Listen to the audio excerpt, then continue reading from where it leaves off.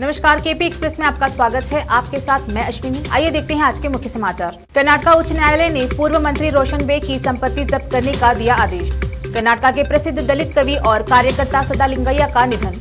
Alimuddin foundation movement of justice and green peas NGO की ओर से आज बीदर के ब्रिम्स अस्पताल में रखा गया blood donation camp. Shiromani Akali Dal और बहुजन समाज पार्टी में हुआ गठबंधन। 2022 में पंजाब विधानसभा चुनाव लड़ेंगे एक साथ। भारत में 70 दिनों में कोरोना वायरस के सबसे कम नए मामले, 4000 से ज्यादा की हुई मौत। जम्मू कश्मीर के सोपोर में आतंकी हमले में 2 जवान शहीद, 2 नागरिकों की भी हुई मौत।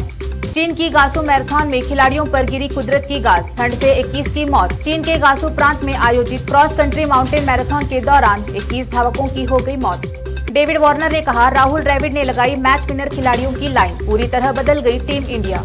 मुंबई में मूसलाधार बारिश से कई सड़कें तालाब में तब्दील, 3 दिनों में दूसरी बार डूबे अंधेरी सबवे। बीएमसी ने भी शुक्रवार को रहवासियों से समुद्री और तटीय इलाकों से दूर रहने की अपील की है। पहले एलोपैथी को लेकर बदले थे बाबा रामदेव के सुर, अब कहा जल्द लगवाऊंगा कोरोना वैक्सीन। रामदेव ने 21 जून से सभी के लिए निःशुल्क टीकाकरण संबंधी प्रधानमंत्री नरेंद्र मोदी की हाल की घोषणा का स्वागत करते हुए इसे ऐतिहासिक बताया और सभी से टीकाकरण कराने की अपील की। प्रेमी ने कहा, सुशांत सिंह राजपूत आत्महत्या कर सकता है तो तुम भी कर लो। युवती ने फंदा लगाकर दे दी जान। गुरुग्राम में आरोपी प्रेमी ने प्रेमिका से छुटकारा पाने के लिए कहा कि जब सुशांत सिंह राजपूत आत्महत्या कर सकता है तो तुम भी कर लो। इसके बाद 22 वर्षीय दीक्षा नाम की युवती ने सेक्टर 14 के सनशाइन होटल में पंखे से लटक कर आत्महत्या कर ली। हिमाचल की योगा ब्रांड एम्बेसडर बनी हमीरपुर की 12 साल की निधि डोगरा। हिमाचल में प्री मानसून की पहली बारिश ने ढाया कहर, तूफान से सेब की फसल तबाह।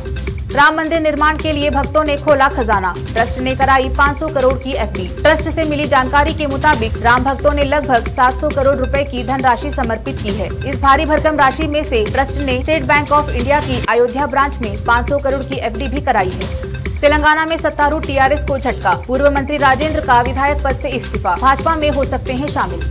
कोरोना और मानवाधिकारों पर अमेरिका चीन के बीच तीखी बहस, फोन पर ही भिड़े शीर्ष राजनयिक। शुक्रवार को अमेरिका विदेश मंत्री और चीन के वरिष्ठ विदेश नीति सलाहकार यांग जीची के बीच फोन पर ही हो गई तीखी बहस। बिहार के एनडीए के सहयोगी दल के प्रमुख से मिले लालू के बेटे, घर वापसी की अटकलें तेज। केंद्र सरकार के मंत्रियों का एक ही काम, सिर्फ अरविंद केजरीवाल को गाली देना। दिल्ली के डिप्टी सीएम मनीष सिसोदिया ने कही यह बात। केरल की 104 वर्ष की एक वृद्ध महिला ने 11 दिन में कोरोना को दी मात, अस्पताल से मिली छुट्टी। ब्लैक फंगस की दवा पर टैक्स नहीं लगेगा। ऑक्सीमीटर, मेडिकल ग्रेड की ऑक्सीजन और वेंटिलेटर पर भी जीएसटी की दर 12% से घटाकर 5% कर दी गई है। वित्त मंत्री निर्मला सीतारमन ने कही यह बात। केपी एक्सप्रेस में अब तक इतना ही। देखते रहिए केपी न्यूज 20.7 ताज़ा खबरों के लिए। धन्यवाद।